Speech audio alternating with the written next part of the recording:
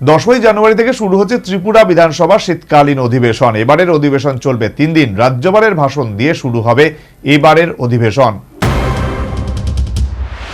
ত্রিপুরা বিধানসভার শীতকালীন অধিবেশন নিয়ে বুধবার অনুষ্ঠিত হয়ে গেল বিধানসভার বিজনেস অ্যাডভাইজারি কমিটি। 3 দিনের জন্য বসছে এবারের এই শীতকালীন অধিবেশন। 10 জানুয়ারি শুক্রবার রাজ্যপালের ভাষণ দিয়ে শুরু হবে এবারের অধিবেশন। 11 এবং 12 জানুয়ারি শনিবার এবং রবিবার অধিবেশন বন্ধ থাকবে। মাঝে 14 জানুয়ারি মকর সংক্রান্তি উপলক্ষে ছুটি ছাড়া 13 এবং 15 জানুয়ারি চলবে অধিবেশন। বুধবার বিধানসভার বিজনেস অ্যাডভাইজারি কমিটির বৈঠকে এই সিদ্ধান্ত নেওয়া হয়। বৈঠক থেকে রাজ্যের পরিষদীয় মন্ত্রী রতনলাল নাথ এই খবর জানান। রাজ্যপাল তার ভাষণের মাধ্যমে এই অধিবেশন শুরু করবেন। গত 1 বছরে তার সরকার কি কাজ করেছে এবং আগামী 1 বছর কি কাজ করা হবে সেই দিকে নির্দেশিকাও তিনি দেবেন এই অধিবেশনে। 2025 নতুন বর্ষ শুরু হয়েছে। মহামান্য রাজ্যপাল অধিবেশন ডাকার জন্য অনুরোধ করেছেন। স্পিকার আজকে বিএসসি বিজনেস অ্যাডভাইজারি কমিটির মিটিং ডেকেছেন।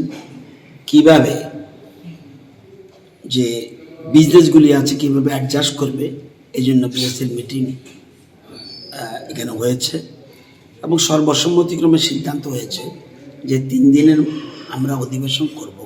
কারণ বিজনেস মূল বিষয়টা হলো গভর্নরের ভাষণ। মাননীয় রাজ্যপাল গত 1 বছর উনি কী কাজ করেছেন ওনার সরকার, উনি রাজ্যবাসীর উদ্দেশ্যে বলবেন, মাননীয় মন্ত্রী এবং সদস্যরা শুনবেন এবং আগামী 1 বছর কী করবেন সেই জন্য উনি একটা দিক নির্দেশিকা দেবেন। এই জন্য মূলত বিধানসভা অধিবেশন। এছাড়া কোশ্চেন থাকবে, কিছু বিল থাকবে, এগুলো নিয়েও আলোচনা হবে। আমাদের বিধানসভা শুরু হবে 10 তারিখ, 11-12 বন্ধ, 13 আবার হবে, 14 বন্ধ, 15 হবে। তাছাড়া এবারের অধিবেশনে আপাতত 2টি বিল পেশ করা হবে। তাছাড়া আরেকটি বিল আসার সম্ভাবনা রয়েছে। বিলগুলির মধ্যে রয়েছে বিধায়কদের ভাতা সংক্রান্ত একটি বিল। নতুন বিলে বিধায়ক হিসেবে ভাতা পাওয়ার যোগ্যতা 1 দিন থেকে বাড়িয়ে 4.5 বছর করা হয়। বিল বিশেষ করে এমএলএদের একটা বিষয় রয়েছে যে ওই যে 4.5 বছর এবং না হলে এমএলএরা বিশেষ করে পায় না, পেনশন পায় না। এই জিনিসটা আসবে। এর সাথে অন্যান্য বিষয় যেমন এক্সএমএলএ, প্রতিটি এক্সএমএলএ এই রাজ্যে কোনো না কোনো কাজ ওই এলাকার জন্য এবং রাজ্যের জন্য ওনারা অনেক কাজ করে গেছেন, তাদেরও বিষয়টি আছে।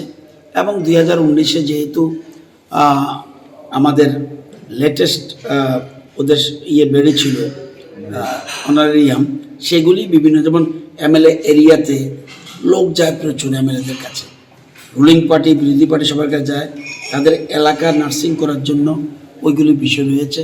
অর্থাৎ যাই আসছে জন্য সাথে আসছে। কয়টা বিল বিল এখন পর্যন্ত 2টো, আর একটা আসতে পারে, আর অন্যান্য লেইন্টিং থাকবে। আপাতত মাত্র 3 দিনের জন্য বসছে এবারের বিধানসভার শীতকালীন অধিবেশন। যদিও এই 3 দিনের মধ্যেই রাজ্যের বিভিন্ন বিধানসভা এলাকায় বিধায়করা তাদের বিভিন্ন সমস্যা আলোচনার জন্য বিধানসভায় তুলতে পারবেন বলেই মনে করছে পরিষদীয় মন্ত্রী রতনলাল নাথ। মার্চ মাসে অনুষ্ঠিত হবে রাজ্য বিধানসভার বাজেট অধিবেশন। Bureau report, news vanguard.